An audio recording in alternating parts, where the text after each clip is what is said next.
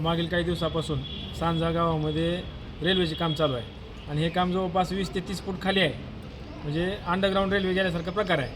ह्याची ब्लास्टिंग चालू आहे. जवळपास 20 फूट आपलं बोर ब्लास्टिंग करतात.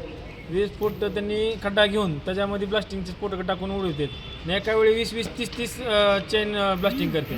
त्याच्यामुळे त्याचं व्हायब्रेशन एवढं खतरनाक आहे की आजूबाजूचे 20-25 घराला तडा गेलेला आहे. गोरगरिबाची घरं जी हातावर ज्यांचं पोत आहे त्यांना त्यांच्या घराला तडे गेलेले आहेत. आता काय करायचं ह्याच्यावर प्रशासनाचं लक्ष नाही, काय नाही. आम्ही 4 दिवस झाले इंजिनियरला फोन लावतो, इंजिनियर साईडवर यायला तयार नाही. का एखाद्या गरीबाचं घर पडल्यावर ह्याला जाग येणार आहे का?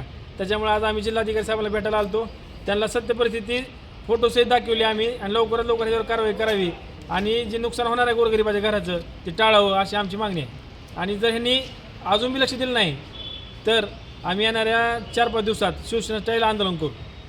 रेल्वेचं सध्या घराशेजारी काम चालू असल्यामुळे शेजारी एक घर आहे.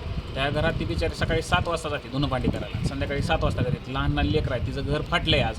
आणि रेल्वे प्रशासनाला फोन केला, त्यांच्या अधिकाऱ्याला कुठल्या फोन केला ते घर फाटलं आहे बघायला, कोणीही येत नाही. आतापर्यंत जवळजवळ 7-8 घराला तडे गेलेत. काही जणांच्या स्लापला गेलेत, काही जणांना घराला गेलेत, काही जणांच्या पडद्याला गेलेत. आणि ह्यांची एवढी मोठी ब्लास्टिंग आहे की दुपारी असं वाटतं की घर डोक्यावर पडतं. आता मागणी काय केली तुम्ही? मागणी आम्ही ह्यांना एवढीच केली की ते बोर ब्लास्टिंग असेल, अगर तुमची कसली ब्लास्टिंग असेल ते गावाशेजारी त्यांनी बंद करावी आणि ब्रेकर ही पद्धत वापरून त्यांनी त्यांचं काम चालू करावं.